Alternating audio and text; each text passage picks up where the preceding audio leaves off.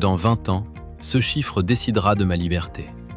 Pas un rêve, pas une promesse, un chiffre. 800 000 euros. Aujourd'hui, il reste environ 778 000 euros à atteindre. La progression est de presque 3%. À première vue, ça paraît minuscule. Mais c'est exactement comme ça que commencent les trajectoires solides. Voilà où j'en suis concrètement ce mois-ci. Le capital de départ était de 20 200 euros. En mars 2026, j'ai ajouté 1 730 euros en ETF. Le total investi en ETF atteint maintenant 5 730 euros. Les investissements en crowdfunding continuent de produire des intérêts. Le total monte à 16 302 euros. Et le patrimoine global passe à 22 032 euros. Ce n'est pas spectaculaire, mais c'est structuré. Et quand une structure est répétée chaque mois, elle finit par devenir puissante. La vraie question n'est pas « est-ce que ça va vite ?» La vraie question c'est « combien de temps je peux tenir ce rythme ?» Parce que sur le long terme, ce ne sont pas les meilleurs mois qui comptent. Ce sont les mois ordinaires, ceux où on investit quand même quand le marché est incertain, même quand on pourrait attendre, même quand on doute. Ce mois-ci, j'aurais pu faire différemment. J'aurais pu investir une partie seulement, garder du cash, attendre une baisse.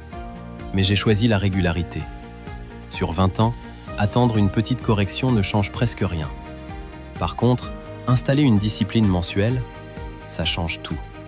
Ce que je cherche à construire, ce n'est pas un bon timing, c'est un système. Un système où chaque mois, une partie de mes revenus est transformée en actifs, sans émotion, sans précipitation, sans coup de poker, juste de la répétition. Alors pourquoi avoir tout investi en ETF ce mois-ci? Parce qu'à ce stade, ma priorité, c'est de renforcer le socle. Un ETF monde, c'est simple, c'est large, c'est diversifié sur des milliers d'entreprises à travers le monde. Je ne cherche pas la performance exceptionnelle d'un secteur, je cherche la solidité sur 20 ans. Aujourd'hui, je préfère concentrer mes efforts sur cet actif central. Plus tard, je pourrai affiner.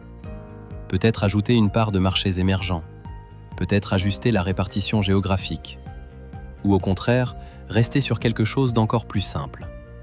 Mais pour l'instant, l'objectif n'est pas d'optimiser dans tous les sens. L'objectif, c'est d'accumuler. Du côté du crowdfunding, la logique est différente. Le rendement est plus élevé, mais le risque aussi. Aujourd'hui, il continue de produire des intérêts régulièrement. Plus tard, je pourrais décider d'augmenter cette part pour améliorer le rendement global. Mais seulement si la base est suffisamment solide. Je ne veux pas que la recherche de rendement mette en danger la stabilité. C'est toujours la même logique. D'abord la structure, ensuite l'optimisation. Si je maintiens une moyenne autour de 1 700 à 1 800 euros par mois, cela représente plus de 20 000 euros investis chaque année. Sur 10 ans, plus de 200 000 euros injectés. Avec le temps et les intérêts composés, on parle d'un capital qui peut dépasser les 300 000 euros. Et à ce niveau-là, on ne parle plus d'un petit projet d'épargne. On parle d'un patrimoine. Mais derrière les chiffres, il y a surtout une intention. Je ne veux pas simplement avoir un gros compte dans 30 ans. Je veux avoir des options. La possibilité de ralentir avant l'âge légal. La possibilité de choisir mes projets. La possibilité de ne pas dépendre uniquement d'un salaire. Et ça ne se décide pas à 55 ans. Ça se construit aujourd'hui. Chaque mois où j'investis, je réduis un peu la dépendance au travail obligatoire. Ce n'est pas spectaculaire au début. Mais sur 10 ans, les chiffres commencent à raconter une autre histoire. Et il y a un point dont on parle moins souvent, la psychologie. Investir paraît simple quand le marché monte. C'est beaucoup plus difficile quand ça baisse. C'est difficile quand on doute, quand on lit des nouvelles inquiétantes, quand on se demande si on ne ferait pas mieux d'attendre. C'est pour ça que je préfère un système clair, un montant, une fréquence, une direction. Moins il y a de décisions émotionnelles, plus la trajectoire est stable. Je ne cherche pas à être le plus intelligent du marché. Je cherche à être le plus constant. Parce qu'au final, ce sont les investisseurs constants qui finissent par profiter pleinement du temps. Et le temps, c'est le seul levier que je ne peux pas rattraper. Et pour être clair, je ne dis pas que tout est sans risque. Un ETF monde peut baisser, parfois beaucoup. Et ça peut durer des mois, voire des années. Mais ma stratégie, c'est justement d'accepter ça. Parce que si je ne supporte pas la baisse, je ne mérite pas non plus la hausse. Donc ma règle est simple.